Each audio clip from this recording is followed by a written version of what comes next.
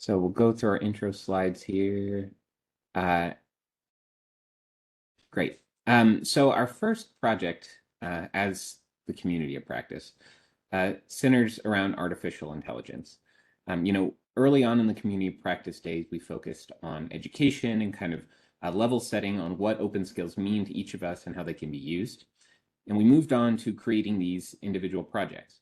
So this artificial intelligence project has a fairly straightforward goal to simplify the process of tagging rich learning information, things like course descriptions and learning outcomes with RSDs, so embedding RSDs into this rich, learning data using AI tools to simplify and streamline the process to get us 90% of the way there so then the humans can take over and select the best results. And then as a kind of corollary to that, to develop a public good tool for OSN members to tag their own material with RSDs. Our kind of challenges to this point has primarily been, how do we ensure AI tagging is accurate? And the tools are evolving faster than we can develop them, which has introduced some friction into the process. But we have made some really good progress to this point. We have developed a number of different tools using different approaches with AI. The first is just a draft tool using the OpenAI API to tag a Master's of Administration course with RSDs from the WGU skills library and uses a small subset and it gets some fairly decent accuracy, right? But the key here is that it scrapes through hundreds of RSDs and aligns all of this, existing unmodified information about this Master's of Administration course to a set of RSDs. And the other kind of area that we're in right now is exploring a new feature of OpenAI, their new custom GPTs, which is essentially creating your own chatbot using OpenAI's tools, and kind of in a very conversational way, designing and interacting with a tool to tag course data with RSDs. So our next steps at this point are to kind of fine tune the model to experiment with some different types of approaches to kind of enhance the redeployability of whatever solution we make. So if institutions want to use a federated model, that could be, a bit more, what's the word? Extendable into different ecosystems that have different privacy restrictions and whatnot. And then can AI be used to create custom RSDs? How good would those RSDs be? Would they be useful? Would they have the right context and metadata? So last, kind of the potential impact on the skills ecosystem here is that we could expand this tool to other ecosystems and types of inputs. So right now, we're doing just kind of course descriptions and learning outcomes. But looking at other skills frameworks and mapping those skills frameworks over to RSDs and maybe even vice versa, right? One thing I mentioned, the Australian Core Skills Framework and Qualifications Framework, right? These are very useful, well thought out frameworks in the Australian ecosystem. However, RSDs do accomplish things and hold useful metadata that these frameworks don't. So mapping and kind of crosswalking those things using AI could be a useful approach. So before we hop on to our next project, I'd like to introduce one of our panelists, Matt Gee from Brighthive. And he is going to do a bit of a demo of some of the AI tools that this group has been working on. Matt? Great. Okay. Excellent. I'm going to go ahead and share my screen. Here we go.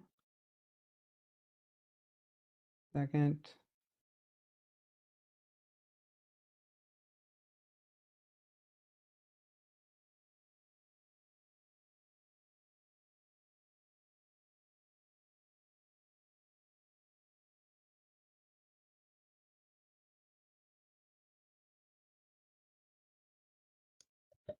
Looks like Matt needed to reset. There he is. I'm back. And he's back. Can you guys hear me? Sorry, wrong button. Yes. All right, here we go. I'm gonna go ahead and share screen too. Great. Okay, so just a couple of things. One, although I'm presenting, this is a group effort. One of the coolest things about OSN is we get to work in really awesome collaborative work groups, and it's been so much fun working on just prototyping with such a collaborative group of folks. Um, uh, Two main takeaways before we actually do a demo is one, I think one of the coolest things coming out of the AI work group is just that creating and publishing RSDs keeps getting easier, right? As this tech improves at an incredibly rapid pace, I think it's going to make all of our lives, at least the aspect of turning unstructured content into rich skill descriptors, a lot easier. What it unfortunately isn't going to make easier, at least not right now, that we can, at least not that this work group has figured out, is how to figure out how to change practice. That's still super hard, right? We're gonna demo today Open Skills GPT. The work group built a really cool Gen AI bot for Open Skills, and the main thing that we want everyone in the community to know is that you can do it too. It's super simple. In fact, it's so simple that we were able to do a first version of this over lunch. It got announced, and I was at the OpenAI Developer Conference, and so messaged the folks in this community and said, while we were eating tacos at the developer conference, let's try using this for OSN. You all should be able to give this a try. We'll drop the link in the webinar. Where did the window go? Well, I'll find that later. I'll dump it in later. Let's go ahead, and I've got a good friend named James Evans who teaches sociology at University of Chicago, and he's got an awesome course called Content Analysis. And so let's see if we can turn his syllabus into a, oh, here we go. Just close that. Let's see if we can turn his syllabus into some RSDs. So we're just going to tell Open Skills GPT to extract the top 3 skills from the attached syllabus on content analysis and see how it does. And while it's doing that, to give a sense, oh, great, here we go. So it first identifies quantitative content analysis. The skill involves closely interpreting and coding textual and image content. Computational content analysis, doing that with computers, and then research and program management. Pretty cool stuff. Under the hood, what's going on is we configured this with about 5,000 words worth of instructions. Those instructions included like prompting it for what it is as a bot, providing the serialization formats, both the CTL serialization as well as IEEE SCD. We'll give that a shot, and then give it very explicit instructions, including things around its knowledge gaps, and then define specific actions it can take. So let's see how it's doing. Great. So it's able to both extract the skills, turn it into rich skill descriptors. Let's go ahead and stop it after it does the first one and see if it can do it. See if it can do it in the IEEE format.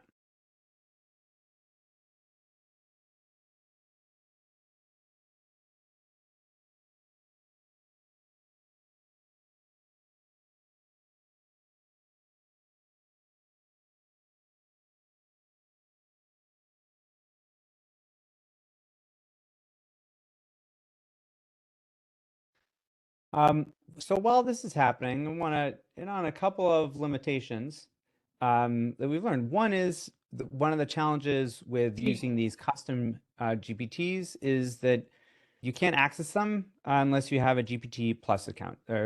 We've been told, or we were told at the developers conference that this will eventually be open access for anyone, but it's still behind that paywall.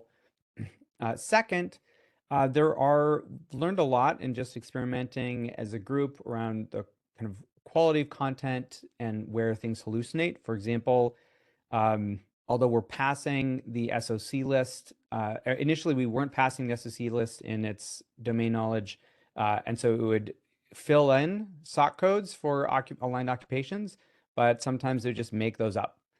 So we had to pass the SOC codes in as part of the domain knowledge for retrieval augmented generation. And then the last is we did some experimentation. A big shout out to the awesome team building out OpenRSD. We did some experimentation allowing the chatbot to actually publish to OpenRSD to see just generally for publishing to open libraries. And I think a couple of things right now we disabled that. So when you go ahead and, oh great, and it was able to do it in the SCD format.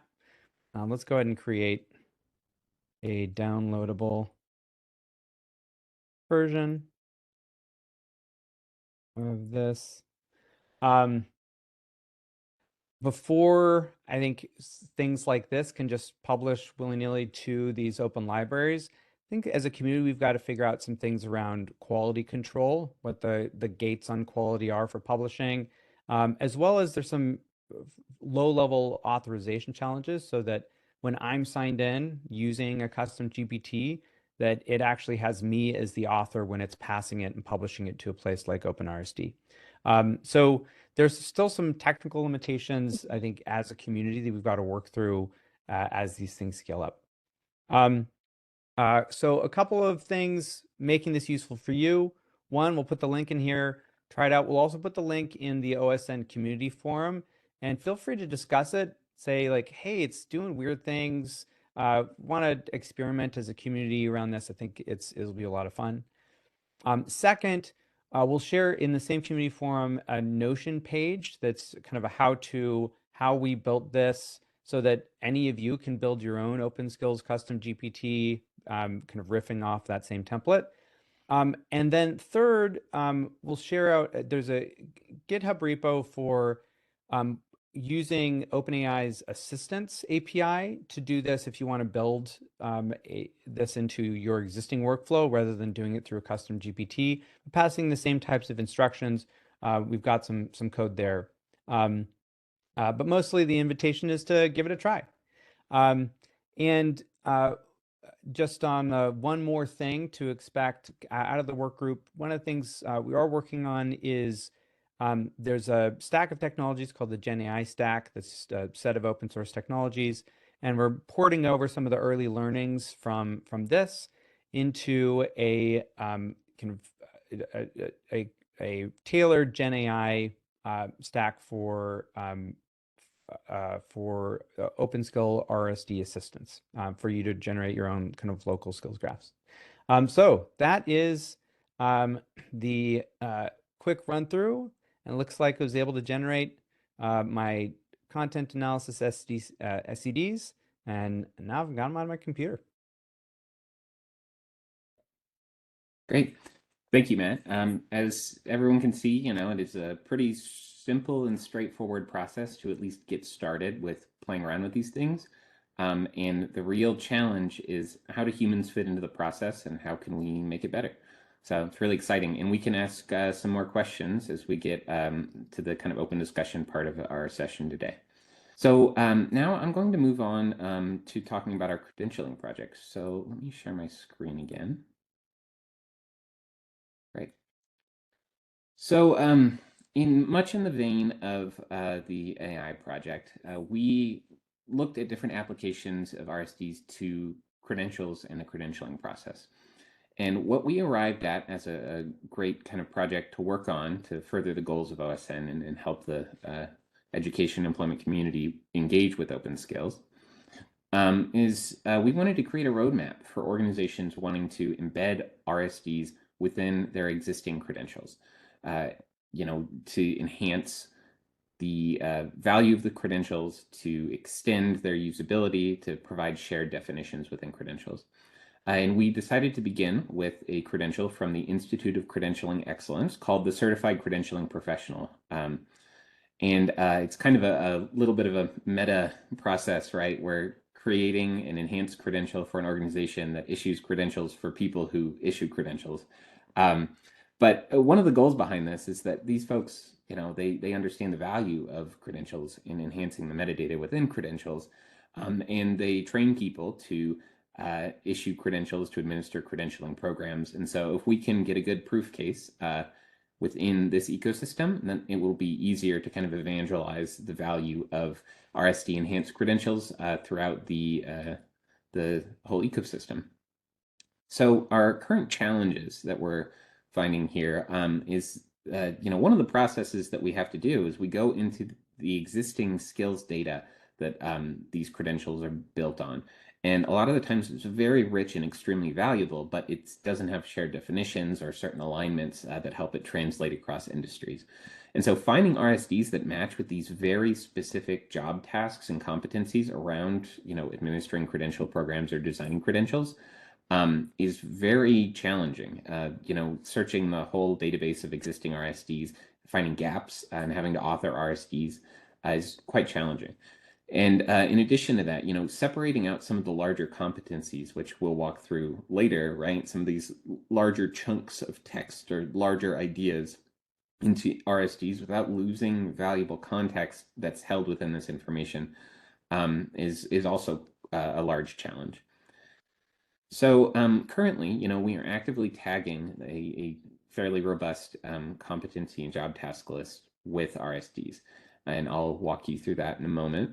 And we're authoring new RSDs where there are gaps, which there are several. And our next steps is to finalize the tagging process with the existing competency matrix, and then take it to this Institute for Credentialing Excellence and review it with them and get their feedback so that we can then modify things and take some notes on how the process went and what the feedback process looks like. We took that kind of review process from WGU's existing RSD creation process, where they go and they have subject matter experts come in and review, industry specific RSDs.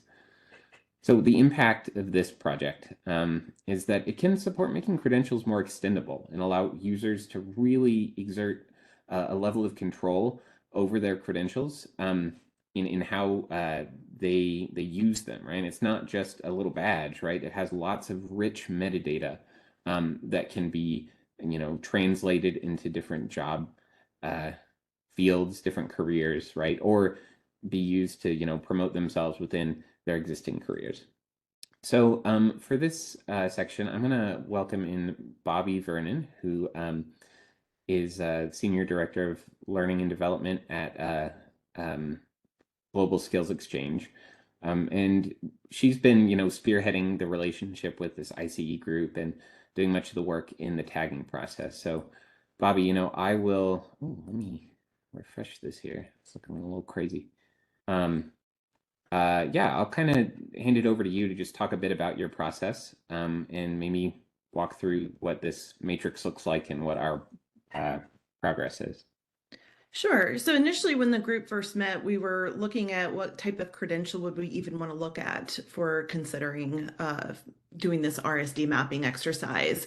And I happened to mention this ICE CCP certification, one, because it's one that I have, but two, it's a little bit of an awkward or niche credential in that, as you can see here in this matrix, they have competencies that are mapped to so many different types of jobs or job roles that actually fulfills the credentialing professional.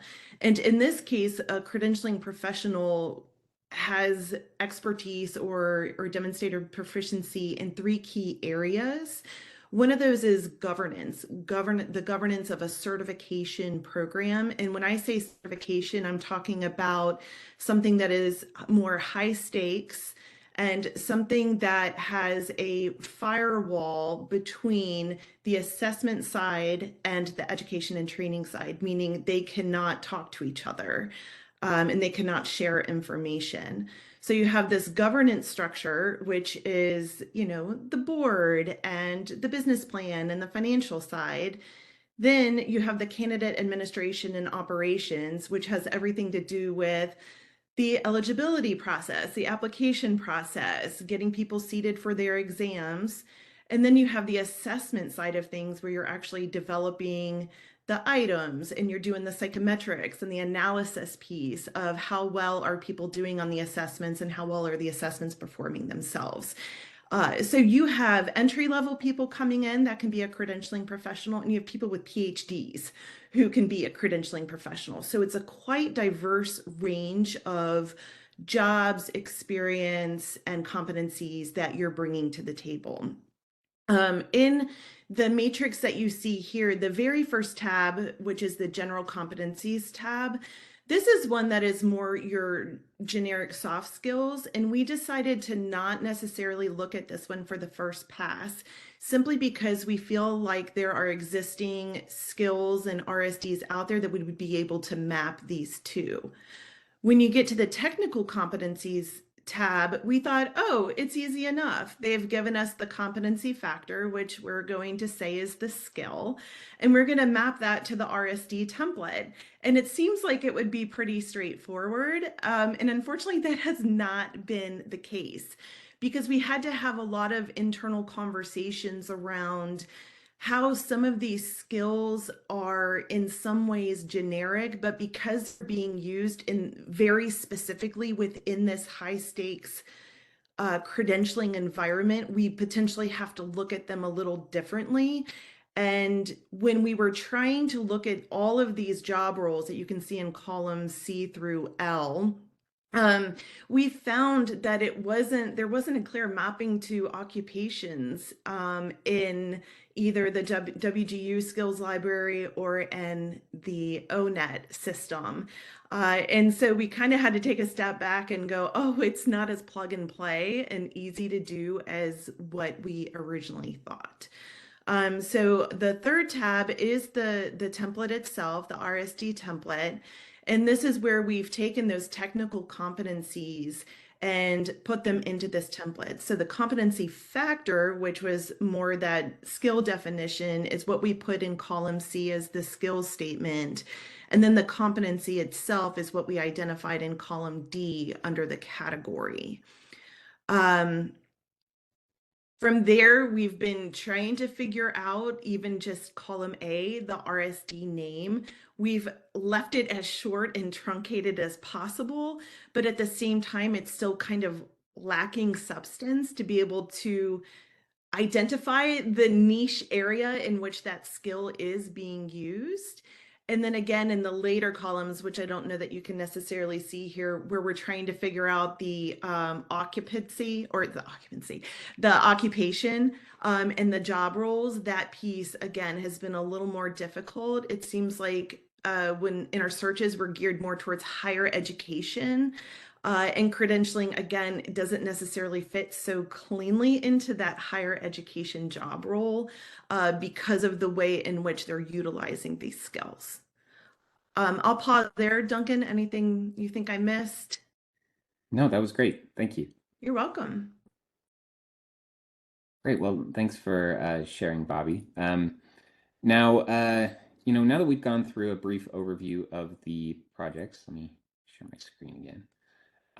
I'd like to welcome back Bobby and Matt, as well as Abby McGuire, a faculty member at Central Michigan University, who's been instrumental in providing some of the guidance and also the perspective from a faculty member at an institution to have a brief discussion about these projects. And we've got some questions that we're going to run through, but as well, feel free to drop questions in the chat and we can get to them.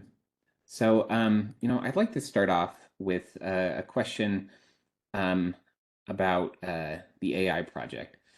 How can AI tools help, break down the silos between employers and educators, right? At this point, right, a lot of employers and educators don't have, very strong or structured communications pipelines for indicating what types of jobs are in demand, and from educators, finding out what kind of material that employers need their graduates to learn. So yeah, any thoughts, panelists? I have some. Great.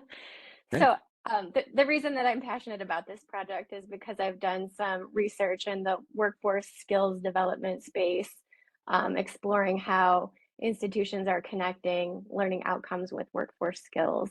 And what my previous research has found is that we know that there's a gap between what institutions of higher education are teaching students, what students are able to articulate and recognize in themselves with regard to skills, and then communicating that knowledge with employers.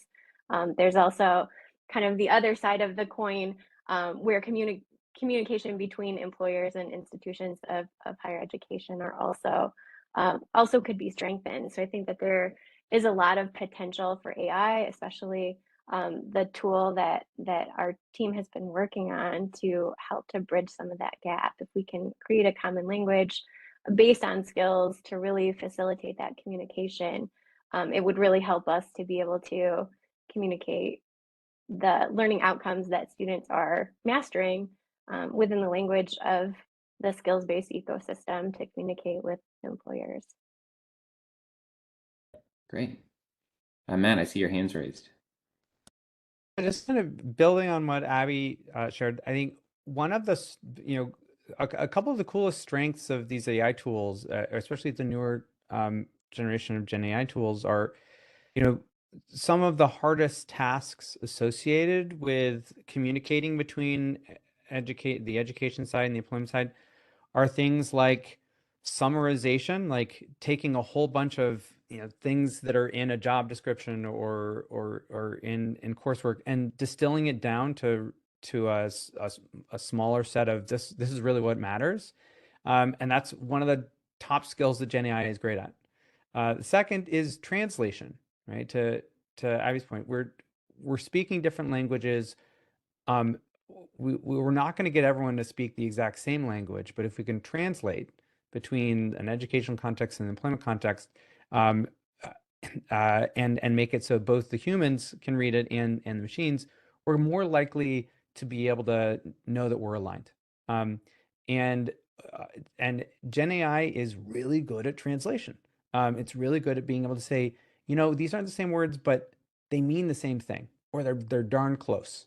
And so I think the fact that those are two of the superpowers of these newer large language models, it just feels like the timing is perfect for how they can help bridge this gap. So that's what gets me excited.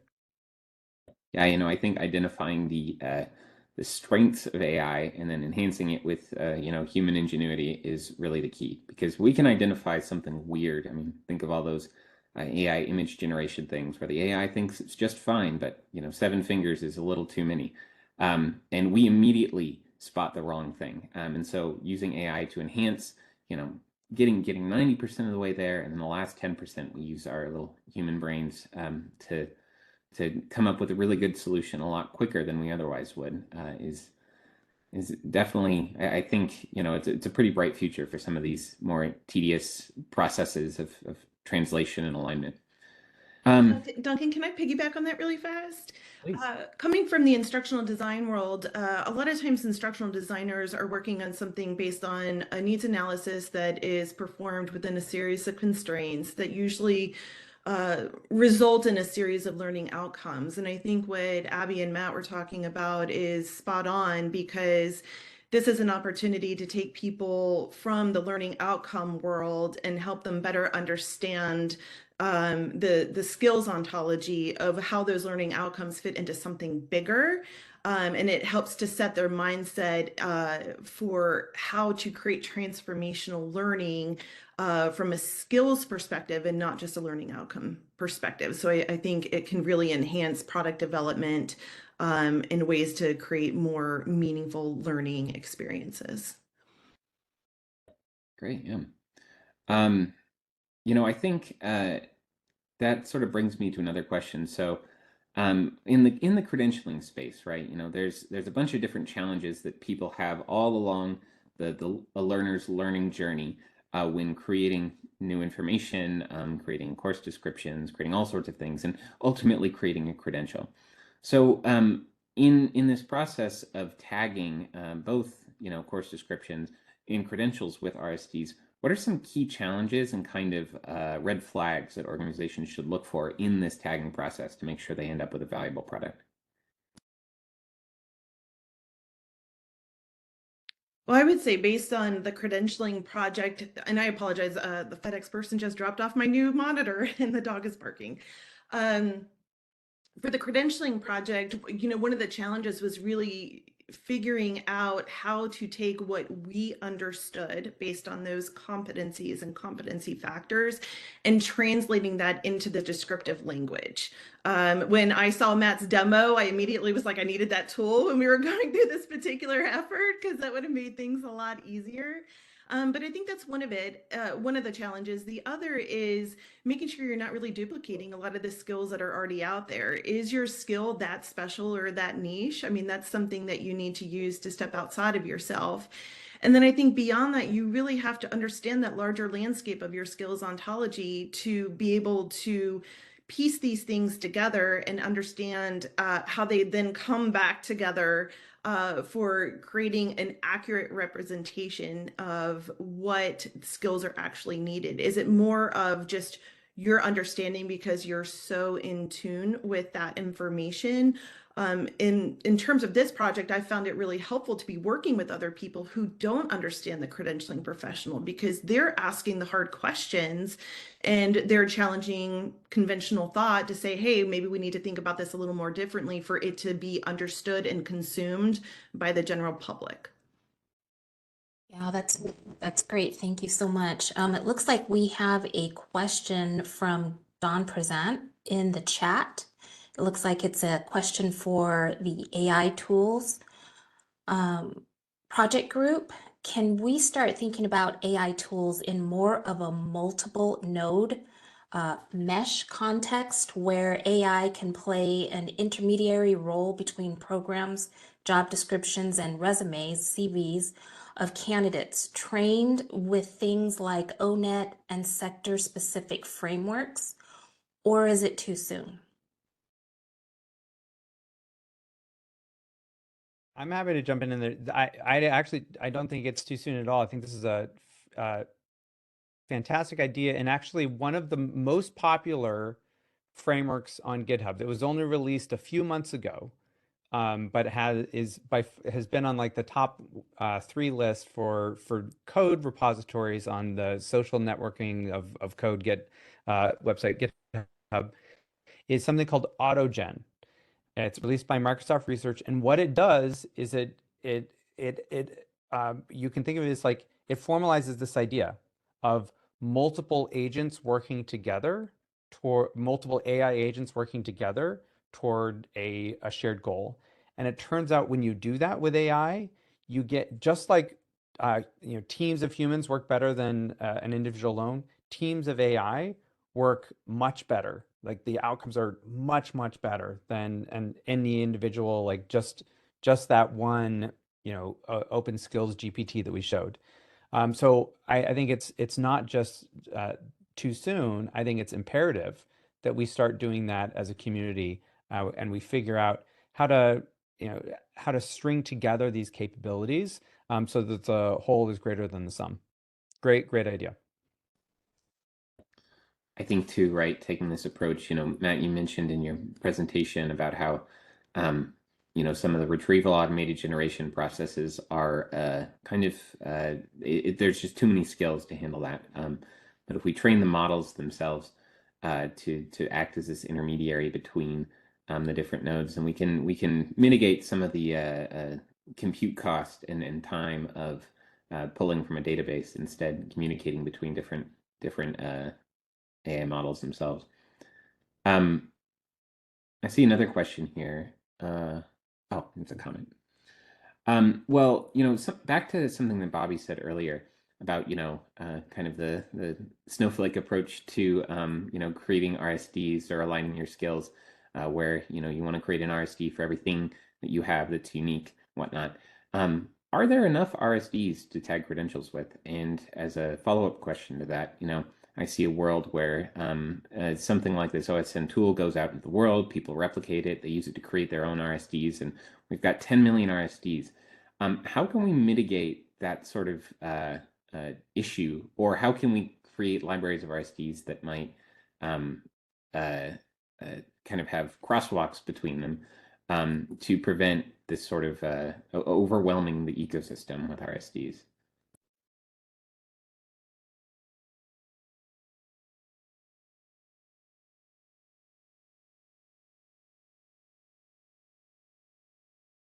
I'd like to invite comments or other people to provide some input on that, right? Because it's a challenge.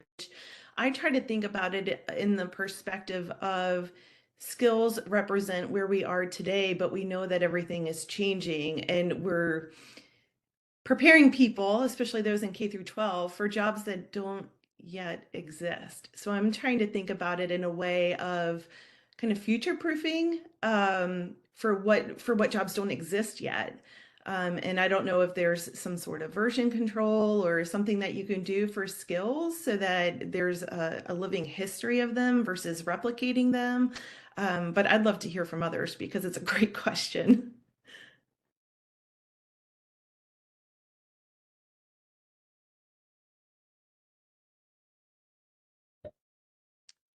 Yeah, I think when you talk about future proofing, it's possible, right, that extending the RSD schema in a way that allows for version control or associated RSDs, right? So instead of having just a collection, it could be this RSD is based off another RSD, and so they all point back to the same place, and kind of have some sort of shared definition instead of just being kind of solo, uh, one-off RSDs.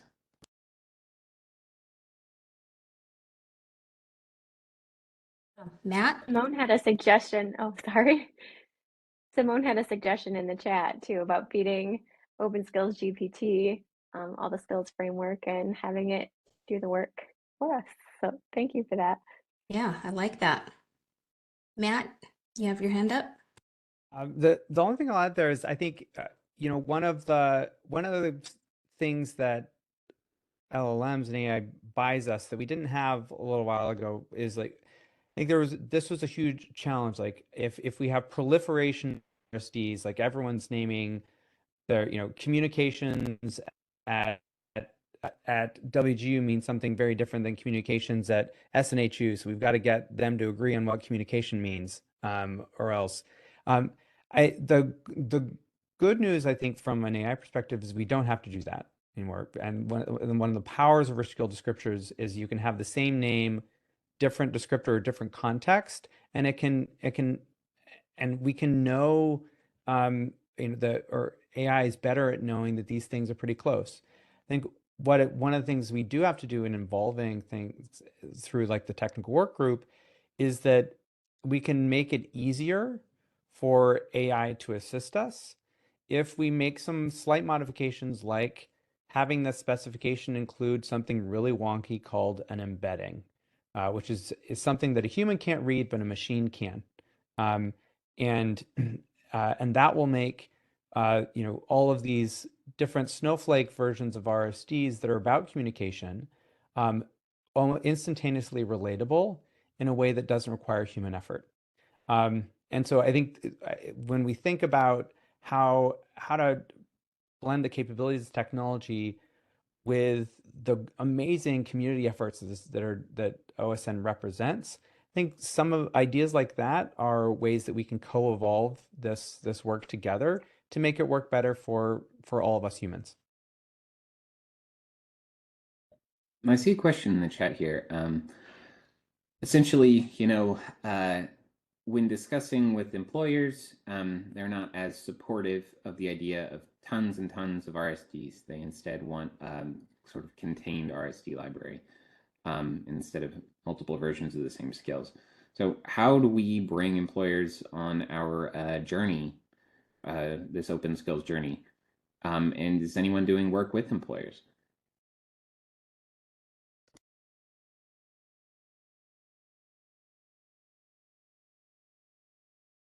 I don't know if we have any of our friends from Education Design Lab on the call, but I know next week there's a convening down in Bentonville specifically about that SHRM and EDL are co-convening entirely about adopting skills-based practices in employers, and part of that discussion is going to get pretty wonky about the data side. So I think, you know, certainly I've observed conversations at Converge. Was it Convergence? Convene? Converge? I can't remember the conferences in DC a little while ago. This was a hot topic there. It's going to be a hot topic next week in Bentonville. I think, you know, it's really great to see OSN community members engaging so directly with employers and trying to figure this out. And I would say too, maybe part of the conversation with employers is not thinking about it from the big RSD picture, because it is overwhelming, and thinking about how to start small and to really contain their thinking in a way that delivers value for what they know to be true and for their experience. I think it was last week, the US Chamber of Commerce did a demo of JobSide, which is a pretty nifty tool that is aligning the skill libraries that are out there, like WGU and ONET. But you can go in there and create a job profile and map that job profile to these different skill libraries, and then take those skill libraries and such and map it to actual learning opportunities and learning outcome statements. And so when I think about creating a job profile that is very specific and important and valuable to an employer, and demonstrating how something like that is useful and valuable to them in terms of creating a talent pipeline, then maybe they can start to understand the basics of why these RSDs are so important, and then they can be able to scale up their thinking from there. Piggyback off of that and say that I agree with you that it starts at the grassroots level at this point. I think even thinking about work within institutions, I know many institutional programs have advisory councils where the institutional leaders meet with advisory council members who are often employers, and developing that relationship and inciting that skills conversation in those contexts, I think would be a great place to start as well.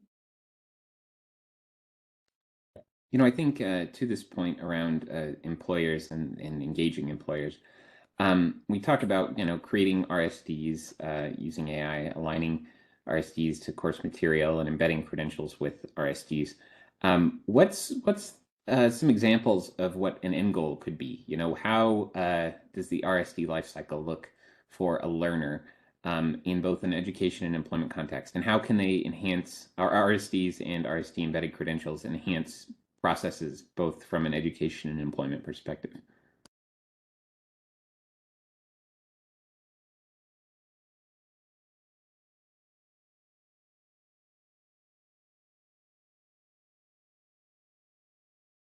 I don't mind popping in with that. Within my world, when I try to explain what is happening with the skills-based movement, people's eyes gloss over.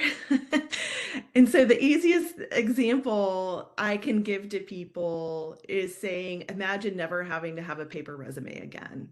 Imagine applying for a job and all you have to do is press a button and your skills and everything just like translate over, and ding, you're a qualified candidate. And of course, at that point they go, that would be amazing. And I go, okay, so that's kind of what's happening here, is we're trying to make the matching of your skills and experience to the employability for new jobs. So that's one way I think about it in terms of, again, like the future. The other part that I think about from a learning and development perspective is learning is a very dynamic continuum. And of course, I've said it before, where we're training people for jobs that don't exist, right? And I'm sure even most people here are on a career trajectory that we never planned for ourselves. I know for myself, there's no degree program for doing what I've done in terms of my career, yet here I am. And so when I think about the assessment and the certification and credentialing component, and being able to identify proficiency levels based on people's performance over a series of time, and being able to then create continuously dynamic learning paths for them to be able to continue and to improve skills. I mean, we never are fully 100% proficient. We're always thrown an oddball that makes us think on our feet. And so I think about that, how this effort can really inform the design of a learning ecosystem and being able to meet people where they're at in the flow of work.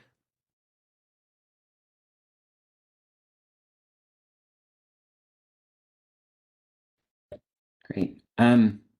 So, drilling back into kind of the employer perspective, we were discussing the impact of credentials the other day, and an example of how someone might use a credential enhanced with RSDs is a small employer might create a job listing. And they might need to staff up, but they're unclear on the skills needed. So they could theoretically hop into ONET and identify tasks, knowledge, and skills required from the ONET listing. However, ONET isn't perfect, and there are some gaps there, especially around specificity, context, and alignment. And so things like RSDs could be used from an employer's perspective to assemble a profile of a job role, right?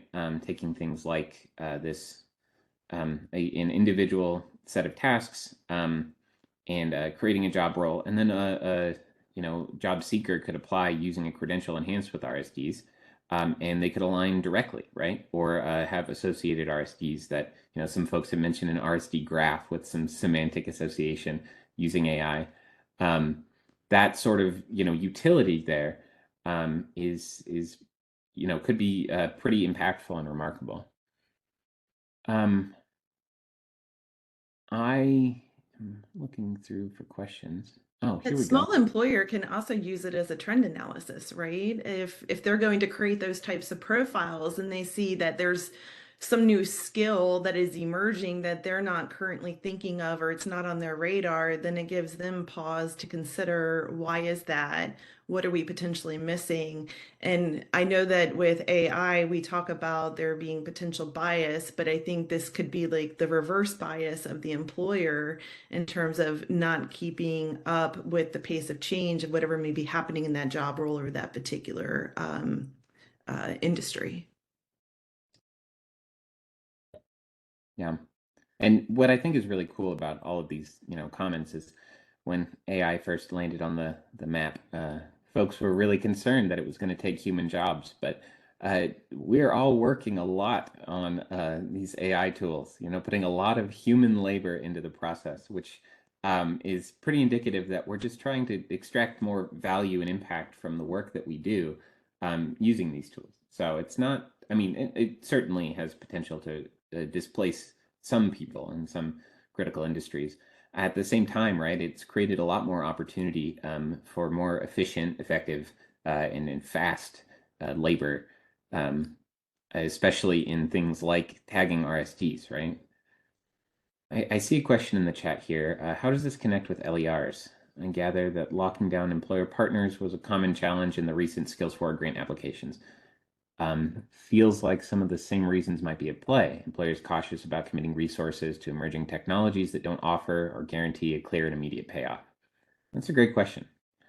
So how can we ensure that employers get an immediate payoff or a very quick or cheap experiment in the RSD space to do some sort of value proposition and analysis?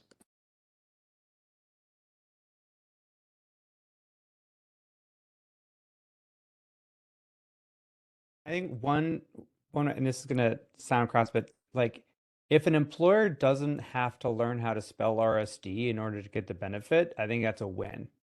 Like I think the best stores are ones where they don't even know it's happening, but they get the outcome. And so like I think the more we can think about working with the systems that employers use, like efforts like JetX, that are like or other things that are saying I don't need to educate on how to build, data into the specification. But what I can do is work with employer, practice groups to say, great, if your ATS is able to, rank people based on skill fit, and under the hood they're using RSDs to do that, and that the education partner is actually emitting information in their transcripts that's RSD rich, and that alignment is just popping up on the score, that's a win. Like, that's a huge win.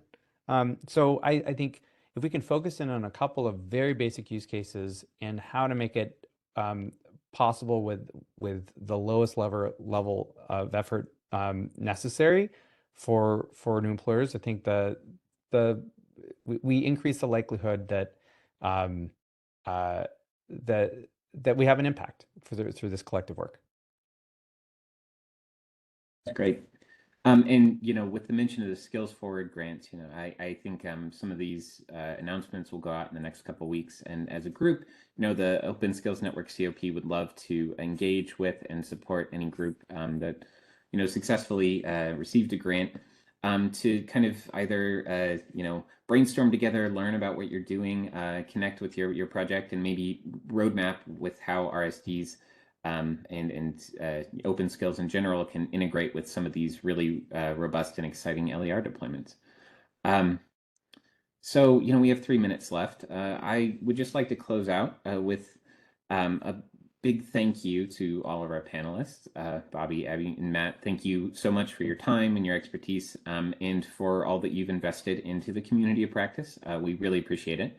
And we couldn't do this without support from all of the members of the community of practice. For those who haven't attended a community of practice call, you are welcome to attend whenever you want. There's no entry point for joining other than just monthly on the third Thursday of the month. We're not hosting one. We didn't host one this month, and we won't be hosting one next month due to holidays, but we'll be starting back up in January, and we are working to acquire a bit of a celebrity panelist to come in and present to us to kick things off for the new year. So yeah, Christina posted the link in there. You can join the community of practice and get emails from me every month. We'll also be sending out some blog posts, information, and resources over the next month to keep the thread going.